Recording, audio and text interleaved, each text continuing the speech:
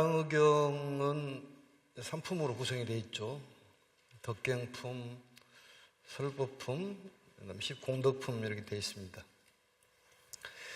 이 설법품은 이 붓다, 석존의 설법에 대해서 서술한 것인데, 붓다께서는 깨달음을 얻고서부터 이러한 목적에서, 이러한 순서에 의해서 법을 설하셨다는 내용과, 두 번째는 그 법이라는 것은 여러 가지로 설했지만은 근본 진리는 오직 하나다. 그 하나의 법에서 무량한 법이, 한량없는 법이 생겨나는 것이라는 것을 설명하는 그런 품입니다. 무량의경의 전체를 볼 때 본론에 해당하는 그러한 내용이 설법품의 내용입니다. 상당히 중요한 내용이니까 그동안에 들었지만은 또 감출해서 들어보시면 될 것 같습니다. 29페이지 아래에서부터 넷째 줄을 보시면은 대장엄보살이 등장을 하고, 또 대장엄보살이 질문을 하고, 또 부처님께 답변한 내용이 있습니다. 거기에 이제 보시면은 세존이시여 보살 마살이 안욕따라 삼맥삼보리를 속히 이룩하고 하여 얻고자 한다면은 마땅히 어떠한 법문을 닫고 행하여야 하나이까? 어떠한 법문이 능히 보살 마살로 하여금 속히 안욕따라 삼맥삼보리를 이룩하게 하나이까? 완전한 깨달음. 이것은 대단히 근본적인 질문입니다. 어떻게 수행을 해야지만이 빨리 속히 깨달을 수가 있겠습니까? 이런 내용이거든요. 우리들이 알고자 하는 그런 내용.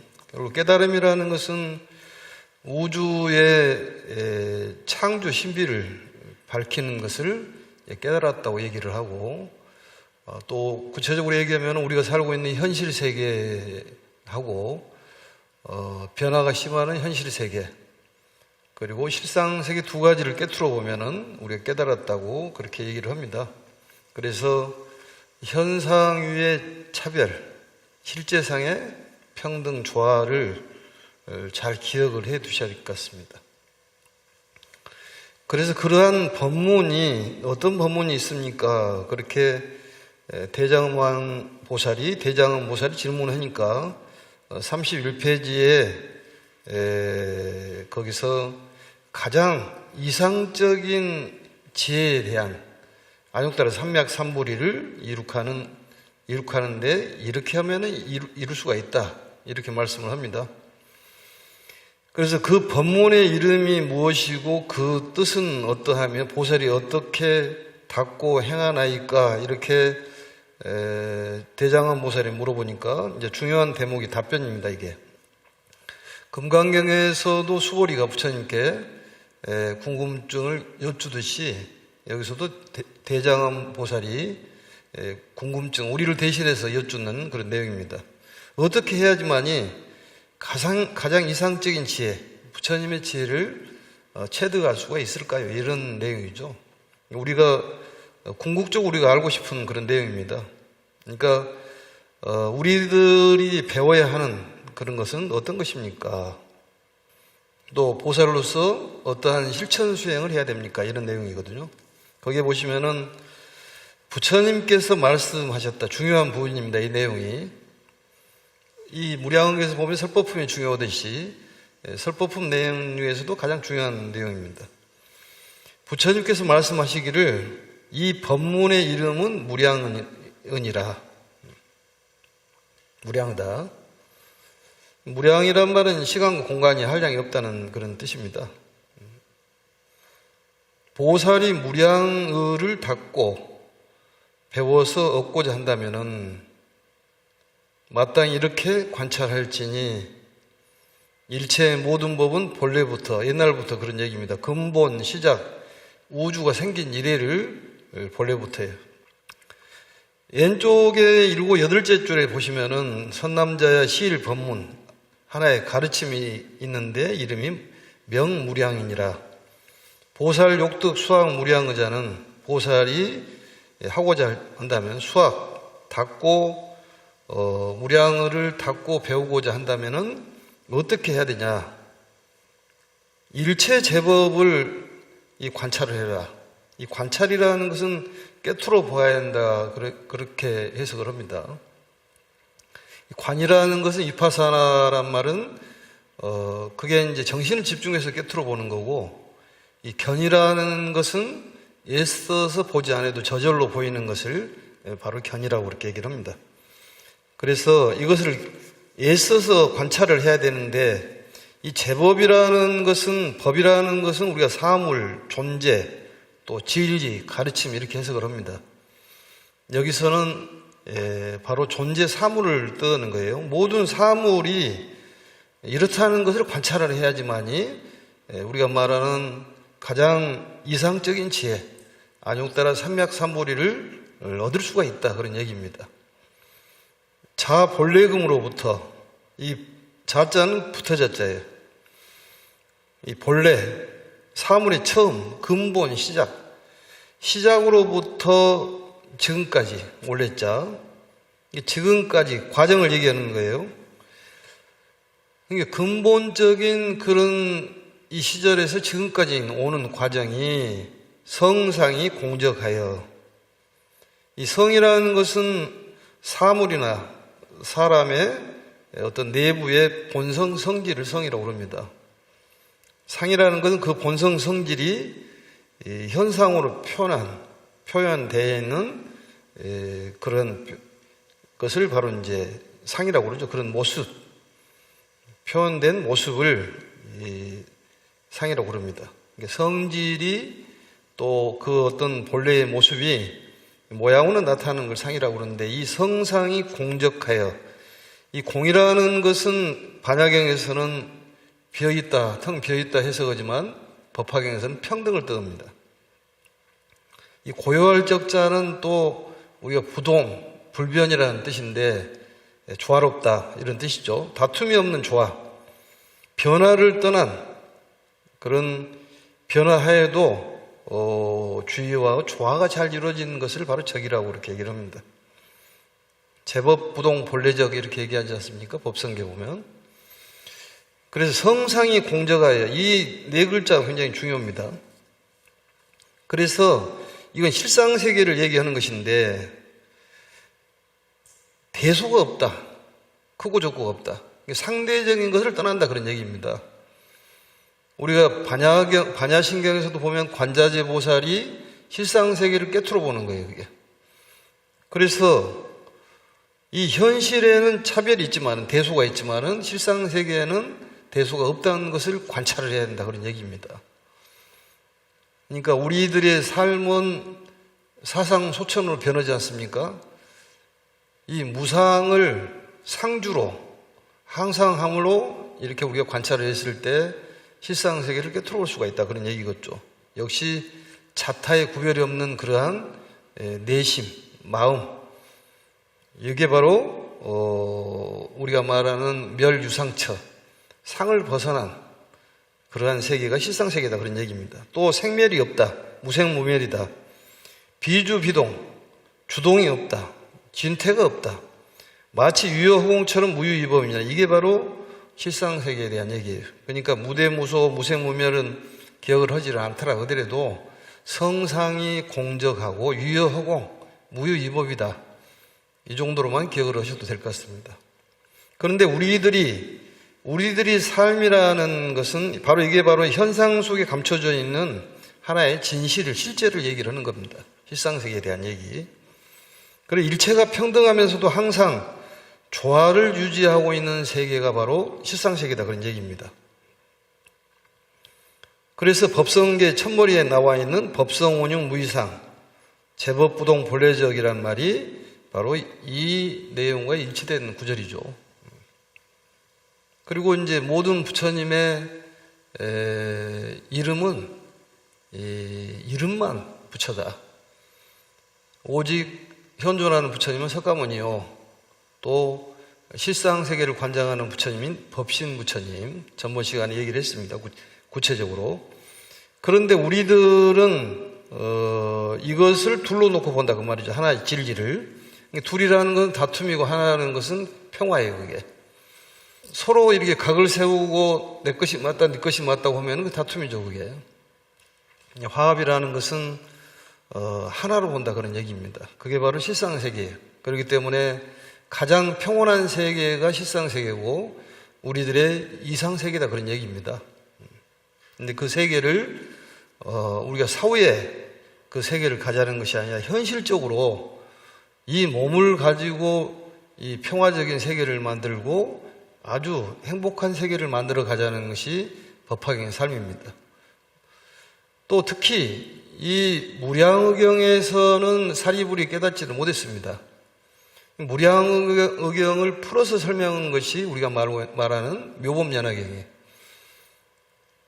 부처님 설법이 법설주, 비설주, 인연주 이렇게 삼주설법이라고 그러는데 이 법설주에 깨달은 부처님의 제자는 사리불뿐이 없습니다. 그만큼 무량의경이라는 경전이 중요하다는 거죠. 그게. 무량의경을 풀어놓은 경전이 바로 묘법연화경이에요. 그래서 우리들은 어떠냐? 인생의 괴로움이라는 것은 근본 진리를 알지를 못해서 생기는 거다 그런 얘기입니다.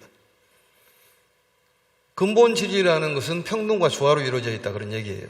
근데 우리들이 괴로워하는 것들은 뭐 미움이나 아니면 좋아하는 거나 어떤 괴롭고 즐거움이라는 것을 따로 보기 때문에 그렇다 그런 얘기예요. 실상세계에 보면은 바로 사상소천이 없는 거죠. 그게. 우리들의 삶은 바람이 불면은 분 대로, 물결 치면 물결 치는 대로, 더우면 더운 대로, 추우면 추운 대로 가는 것이 흐름대로 가는 것입니다. 그게 잘 사는 방법이에요. 우리들은 이제 그것을 바람을 역행하려고 생각을 하고 또 순리를 따르지 않는 바로 역순을 하기 때문에 문제가 된다 그런 얘기죠. 거역을 한다 그런 얘기입니다. 진리에 순응을 하면은 망고로 편하다. 근데 우리들은 왜 괴로워하느냐? 그 다음 줄에 나와 있습니다. 득실을 따지고 그게 바로 허망행계라는 거예요. 허망행계. 허망이라는 말은 실제로는 없는 것에 우리 집착한다 그런 얘기 아니겠습니까? 그래서 이것이다 저것이다 피차를 따진다 그 말이죠. 저피 또 2차 우리가 피차 일반이라고 그러지 않습니까? 그런데 우리들은 피차를 따진다 그런 얘기죠. 상대적인 것을 우리는 좋아한다 그런 얘기입니다. 어떤 다과를 따진다든지 뭐 키가 적다 어떤 장단을 따진다든지 아름답고 추하다 미추를 따진다든지 뭐 거래를 따진다든지 상한을 따진다든지 부귀 귀천 남녀노소를 따지는 것이 우리들의 삶인데 그 실상세계에서 바라보면 평등하다 그런 얘기입니다. 그래서 실상세계에서 바라보는 그런 깨트려보는 그런 심한으로 보면은 평온하다 그런 얘기겠죠. 그렇게 보도록 우리가 노력을 해야 된다 그런 얘기겠죠. 그래서 이러한 것들을 득실을 따지는 것은 경전에서는 불선이라고 그렇게 얘기를 하는 거예요. 착하지 못하는 것이다. 그래서 조중 악업 여러 가지 악업을 지어가지고 육도윤회를 해서 무량한 고통을 받는다. 여기에 대한 진리를 알지 못해서 생기는 인생고에 대한 명확한 그런 가르침을 주신 겁니다. 그래서 현상의 차별, 실제상의 평등 이 두 측면을 지향해서 조화라고 이렇게 한다 그런 얘기입니다. 그래서 좀 어렵기는 어렵지만은 어떤 시간적인 찰나에 변화하는 것을 무상이라고 얘기하고 우리가 공간적으로 변하는 것을 무아라고 얘기를 하지 않습니까? 그래서 이 실상은 변화하면서 그 변화를 초월한 존재, 좀 어렵죠 말이. 변화하면서도 변화를 초월한 그런 세계가 평등세계다 그런 얘기입니다. 우리들은 변화의 세계에 살고 있기 때문에 흐르는 대로 바람 불면 분 대로 물결 치면 치는 대로 넘어지면 넘어진 대로 이렇게 사는 것이 편하게 사는 것입니다. 받아들이면서 수용하면서 그게 바로 이제 공덕을 짓는 거예요. 그래서 이제 이런 얘기고 또 이 실상세계를 깨달아야지만이 우리가 이 진정한 자비가 나온다 그런 얘기입니다. 그건 자타가 둘이 아닌 그러한 마음, 그게 바로 실상세계예요. 자타불이. 그래서 진정한 자비라는 것은 깊은 자비가 있고 얕은 자비가 있는데, 정말로 내 일처럼 생각을 해서 상대를 둘로 생각하지 않는 그 깊은 자비. 그러니까 우리가 어떤 먹는 것에 고통을 받고 있다면은 내 일처럼 먹는 것을 근본적으로 해결해 주는 것을 깊은 자비라고 하고, 한 끼 주는 그러한 식사는 얕은 자비다 그런 얘기입니다. 불쌍해서 주는 것이기 때문에. 그렇지만 실상세계를 깨닫는다면은 깊은 자비가 나오기 때문에, 나하고 둘로 놓지 않기 때문에 많은 중생들을 나처럼 생각하니까 근본적으로 괴로움을 해결해 주는 것을 깊은 자비라고 합니다. 그래서 실상세계를 깨달아야지만이 진정한 자비가 나온다 그런 얘기입니다. 또한 설법품에서도 중요한 말씀이 무슨 말씀이냐, 40여 년 동안의 미연진실이라는 말이 나옵니다. 이 38페이지를 보시면은 한문으로 되어 있고 한글로 되어 있습니다. 이 40여 년 동안의 말씀을 하지 않는, 진실을 얘기하지 않는 것을 지금 진실을 얘기한다가 바로 40여 년의 미연진실이란 말이에요. 그러면 사람들이 그렇게 훌륭한 말씀이면은 이 말씀만 하시고 말지 복잡한 얘기를 했습니까? 거기에 대한 답변이, 이 중생들이라는 것은 성욕이 부동하다. 왼쪽에 38페이지를 보시면은 소위 자 넷째 줄에 왜 그러냐, 부처님의 눈으로 보니까 이게 성품과 욕망이 같지가 않더라. 성욕이 부동해서 종종 설법이니라, 여러 가지 설법을 했다 그 말이죠. 바라는 것이 중생들이 너무 많기 때문에 한 가지만 얘기하고는 제대로 제도를 할 수가 없어서 이경전도 서로고 저경전도 서렸다 그런 얘기입니다. 성욕이 부동하여 종종 설법이다. 그래서 방편력으로 40여 년 동안에 그러한 이 진실 아닌 것을 나타냈고, 이제는 진실을 나타내겠다. 진실을 보이겠다. 그 위에 보시면 내가 이 보리수 아래에서 무상의 깨달음을 얻고 6년 동안에 단자 6년 해가지고 나오죠. 38페이지 보면은 아선, 내가 옛날에 도량 보리수 아래에 단정은 6년을 앉아가지고 우리가 말하는 실상을 깨트려보는 깨달음을 얻었다 그런 얘기입니다. 깨닫고 나서 부처님의 눈으로 일체의 제법을 보니까 불가선설이다. 가히 말하지를 못하겠다 그 말이죠. 이렇게 깨달음을 그대로 얘기한다면은 너무 어렵고, 또 너무 어렵다 보니까 믿는 사람이 이게 많지 않을 수가 있다 그 말이죠. 그래서 방편력으로 여러 가지의 그동안의 경전을 설했다 그런 얘기입니다. 그게 우리가 말하는 그 40여 년의 미연진실이에요. 마지막에 이 법화경회 때 진실을 설한다 그 말이죠. 그러니까 얼마나 귀한 말씀을 듣고 있냐. 그게 바로 이런 말씀을 듣는 것은 기공덕이 커서 그렇습니다. 여러분들은 남달리 기공덕이 큰 거예요. 그게 이 공덕이. 공덕이 없다고 생각하지 말고 부처님이 공덕이 있기 때문에 그러한 선행을 통해 가지고 그런 삶을, 행복한 삶을 사셨다는 거예요. 그래서 공덕품에서도 나옵니다만은 많은 공덕을 지어라. 공덕이라는 것은 많이 베푸는 거고, 덕이라는 것은 보답이다. 보답의 결과가 덕이다, 덕으로 나타난다 그런 얘기입니다. 이 사람이 참 덕이 있다. 그 소리는 공을 많이 지어서 그러는 거예요. 그게 많이 베풀었기 때문에 사람들한테 참 덕인이다 이렇게 얘기를 하는 것입니다. 그러니까 많이 베풀어야 돼요. 부처님께서, 일곱 부처님께서 얘기한 칠불통계, 일곱 부처님의 공통적인 훈계도 바로 선행이에요. 그리고 마음을 깨끗이 해라. 자정기, 이것이 바로 불교다 그렇게 얘기했지 않습니까? 그러니까 그게 바로 이제 육년법하고도 또 관련이 있습니다. 염시수행이라든지 염천수행, 염계수행이라든지 염불, 염법, 염승, 염계, 염천, 염시, 우리가 많은 것을 베풀어야지만이 그에 따르는 덕을 갖출 수가 있다 그 말이죠. 덕행품에서 나와 있듯이. 그러니까 선행을 많이 해야 돼요. 봉사도 많이 하고, 이제 나오겠습니다만은 어떻게 우리가 살아야 될 것이냐, 인생관, 우주관, 세계관을 어떻게 정립을 해야 될 것이냐, 그런 것들이 확연히 꿰뚫어 볼 수가 있다 그런 얘기입니다. 우리들이 사는 것은 어떻게 산 줄을 몰라요. 잘 그냥 시간이 가다 보면 남도 죽으니까 나도 죽을 때가 됐는갑다, 남이 밥 먹으니까 나도 밥 먹어야겠다, 이런 삶이 여기 계신 분들 빼놓고 그런 사람들이 많다 그 말이죠. 사실은 우리가 가슴에다 손을 얹고 생각해 보면은 그런 삶이 거의 그런 삶입니다. 어떻게 살아야 될 것이냐가 명확하지가 않다 그 말이죠.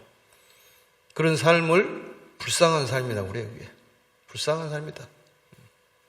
그런 사람들을 구제를 해야 된다는 얘기죠. 그래서 6년 동안에 이 보리수 아래 앉아가지고 안욕달아 삼맥삼보리를 얻고 나서 부처님 눈으로 보니까, 관에서 보니까 모든 중생들의 성품과 욕망이 같지 아니함을 알았다. 그래서 가지가지로 법을 설했다. 그게 바로 방편설법이라 그런다 얘기입니다. 대기설법이라고도 얘기하죠. 근기에 맡겨서, 근기에 맞춰가지고 진실을 나타내지 아니하였노라. 이게 굉장히 중요한 말입니다. 그게 이것을 40여 년의 미연 진실이라고 얘기를 하는 것입니다. 그래서 아까도 얘기했지만은 이 사리불조차도 무량의경의 설법으로는 깨닫지를 못했기 때문에 석가모니 부처님께서는 비교적 알기 쉬운 우리가 말하는 묘법연화경, 법화경을 통해 가지고 일체 중생을 깨달음에 인도해 주신 거다 그런 얘기입니다. 그래서 무량의경을 읽고 이 어려운 경전을 읽고 확실히 알지를 못하다 하더라도 너무 걱정할 것은 없다. 사리불조차도 제대로 깨달지를 못했으니까 우리는 이게 상당히 힘들지 않냐, 그렇게 봤을 때 어렴풋이 머릿속으로 그림만 그릴 수 있을 정도로 돼도 충분하다 그런 얘기입니다. 실상세계에 대해서 너무 실망하지 마시고 열심히 하다 보면은 된다 이런 생각을 하시고, 특히 우리들이 내 스스로 굉장히 공덕이 많은 사람이다, 복이 많은 사람이다 이렇게 생각을 해야 됩니다. 그거 써놔야 나는 복이 많은 사람이다. 그리고 모든 것은 내 업이요 그렇게 써놔야 돼요. 모든 것은 내 업이요, 남의 탓을 할 것이 없다니까. 선행을 아는 까닭으로 어렵게 사는 거예요. 그게 지금부터라도 선행을 해야죠. 그게 인과가 둘이 아니기 때문에 지금 좋은 일을 하면 결과가 좋은 일을 나타나는 것 아니겠습니까? 근데 사람들이, 어리석은 사람은 이 결과만 보고 내가 왜 이런 삶을 살까 그러는데, 그게 모든 것은 내 업이요 써놨어요? 모든 것은 내 업이요. 이게 아주 기가 막힌 부처님 말씀이에요. 모든 것은 내 업이요.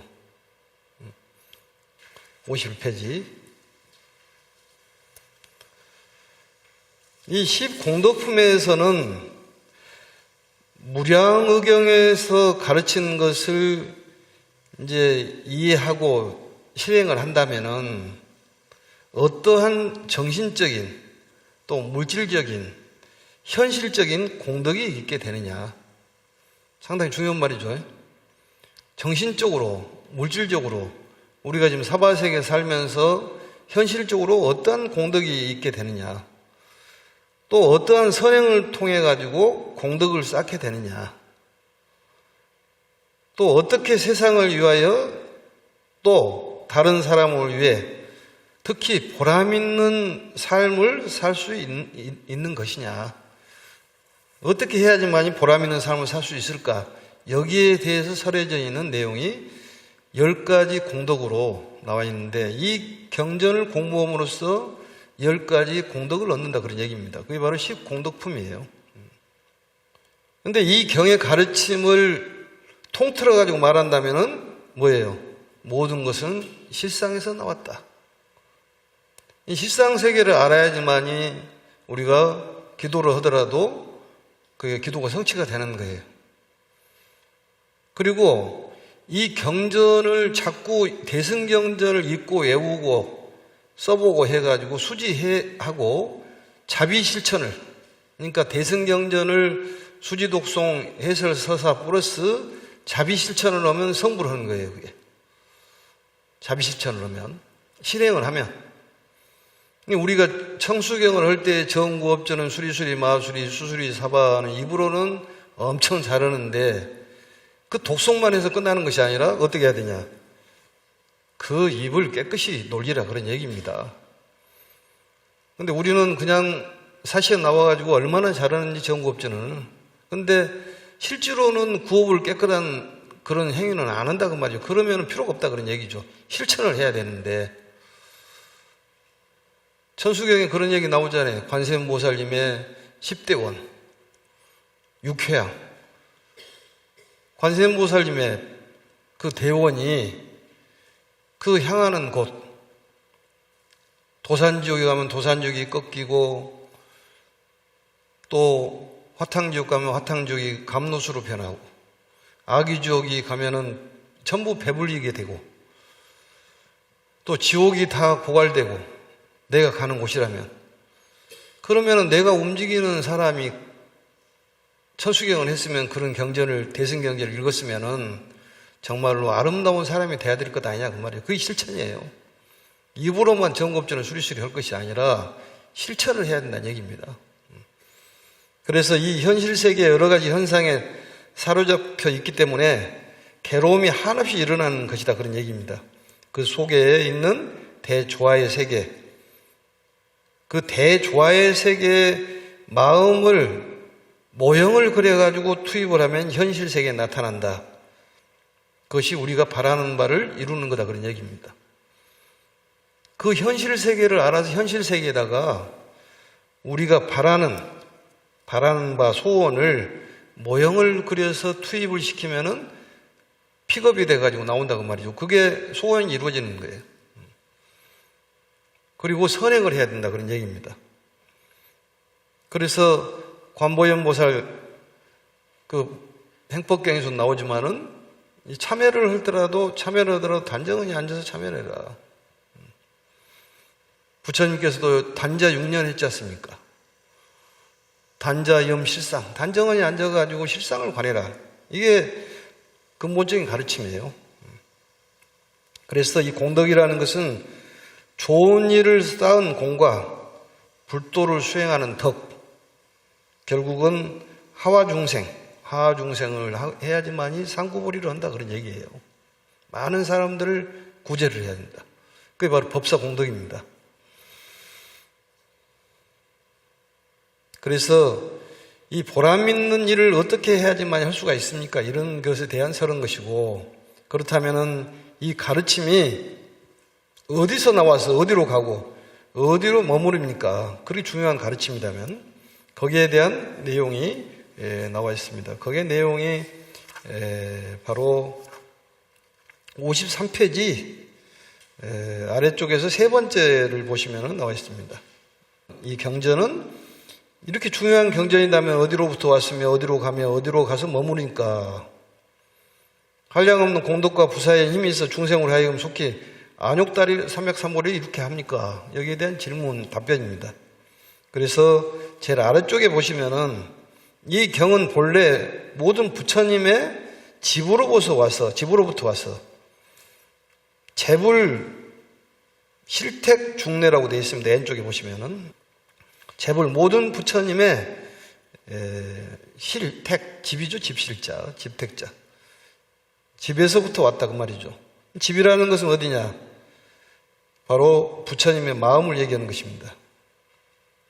모든 중생을 구제하고자 하는 부처님의 마음, 우리에게 정말로 살려주시고 지켜주시고 인도해 주시는 그 마음에서 왔다 그런 얘기입니다. 이 대자비심에서 왔다 그런 얘기죠.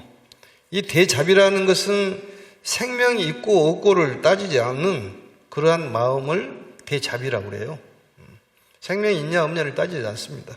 다 평등하게 보는 거예요.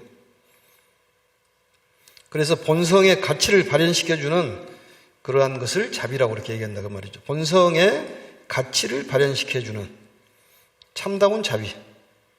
모든 생명의 본래의 모습. 그게 바로 부처님의 집이라 그런 얘기입니다. 굉장히 중요한 얘기죠. 그래서 모든 만물을 살리는 이 부처님의 참뜻에서 나왔다. 이런 얘기겠죠. 두 번째는 이 경전은 일체 중생의 보리심을 일으키는 대로 간다. 한 장 넘어가면 55페이지에 일체 중생의 보리심.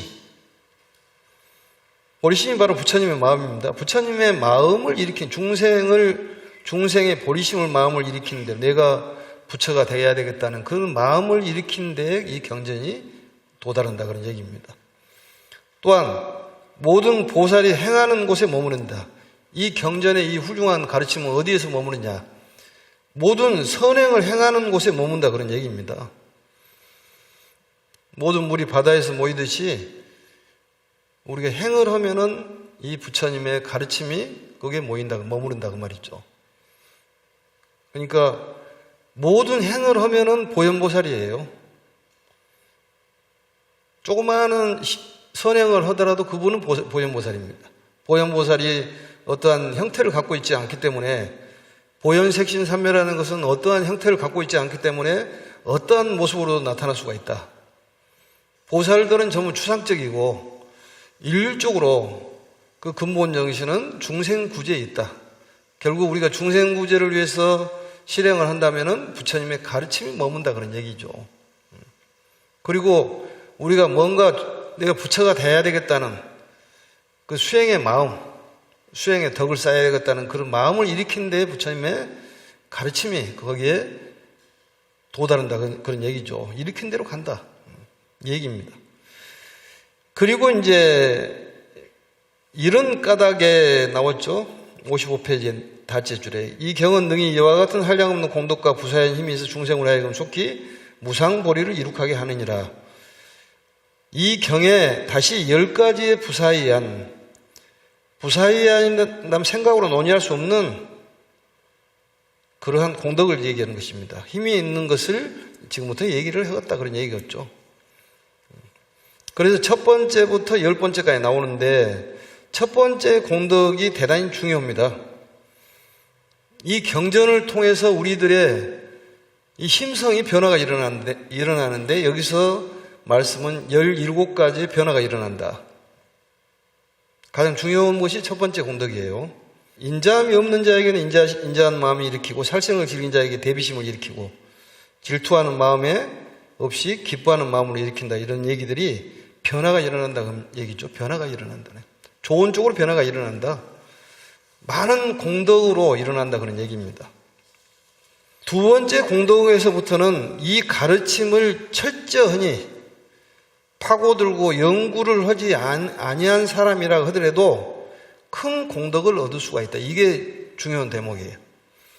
첫 번째하고는 좀 다릅니다. 첫 번째는 굉장히 거기에 대한 철저히 파고들어가지고 연구를 해야 되지만 두 번째부터는